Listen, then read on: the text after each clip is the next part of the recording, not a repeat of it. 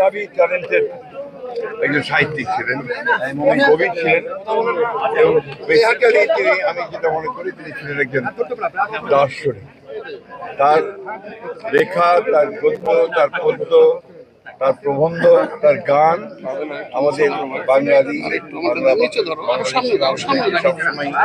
আলোড়িত করেছে এবং আমরা সবসময় তাকে সেই শ্রদ্ধার আসনে বসিয়ে রেখেছি। আমি আপনাদের এই প্রতিষ্ঠানে এসেছিলাম প্রায় 20 বছর আগে, আলমগীর কবির সাহেবের সঙ্গে এসেছিলাম এই রবীন্দ্র জয়ন্তী উদযাপন করার জন্য এসেছিলাম। আজকে আবার 20 বছর পরে এখানে এসে আমার এই পুরনো কথা মনে পড়ছে এবং আমি মনে করছি যে এর মধ্যে অনেক সময় গেছে, কিন্তু মূল যে বিষয়টা, যে রবীন্দ্রনাথই আছেন এবং তার সার্বজনীন যে একটা সাহিত্য চর্চা শুধু নয়, সাহিত্যের যে